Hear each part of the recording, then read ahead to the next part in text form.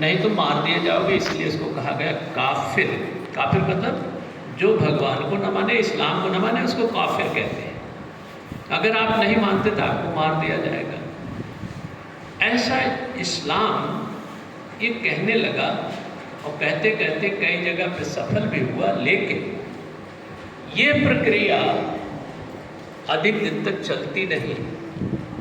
ये कुछ समय तक चलती है, लेकिन अधिक समय तक चलती नहीं। बहुत सारे इस्लामिक देश ऐसे हैं जिन्होंने इस इवोल्यूशनरी प्रक्रिया से गुजरे हैं और वो धीरे धीरे विकसित हो गए।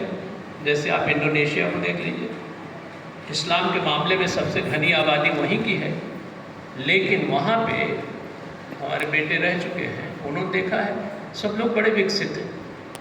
लेकिन अगर किसी धर्म विशेष में आप उसको पिंजड़े में बंद कर देंगे तो जिस तरह से देश काल परिस्थितियाँ बदल रही हैं उसके हिसाब से नहीं चले तो ये भी समझ लीजिए डीजनरेट हो जाएगा। उसी प्रक्रिया से ये पाकिस्तान चल रहा है और आपने देखा कि अपने अस्तित्व के लिए लोगों का कत्ल कर देता है।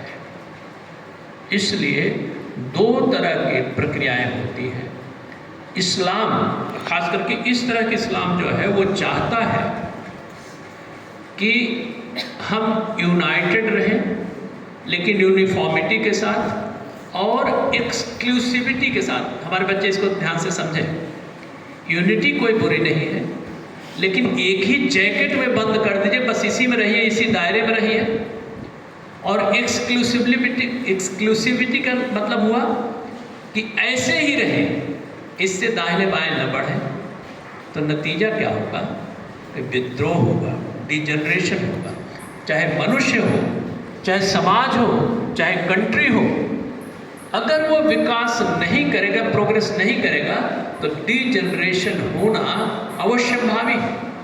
ये चीज़ पाकिस्तान में हो रही है, लेकिन वो अपनी इस कमी को छिपाने के लिए आतंकवादी गतिविधियां कर रहा है और उसके आतंकवाद के पीछे बहुत सारे आका लोग हैं। आपको बताने की ज़रूरत नहीं है, क्योंकि ऐसा करने और करवाने से उनके हथियारों का बिक्री होती है, उनका बिजनेस चलता है।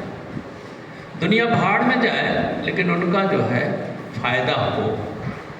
लेकिन भारतीय संस्कृति क्या कहती है, ज़रा इस पर ध्यान दें। वेस्टर्न वर्ल्ड को एक बाजार मानता है। बाजार में क्या होता है? हानि लाभ होती है, व्यापार होता है। लेकिन भारत क्या मानता है पूरे विश्व को? वसुधैव कुटुंबकम।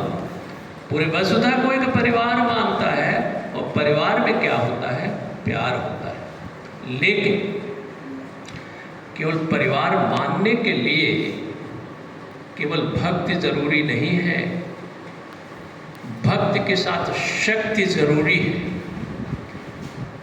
ये गतिविधियां कितने दशकों से चली आ रही थी, लेकिन हमने अपने शक्ति के शौर्य को संजो करके उसका संवर्धन नहीं किया, उसका प्रदर्शन नहीं किया।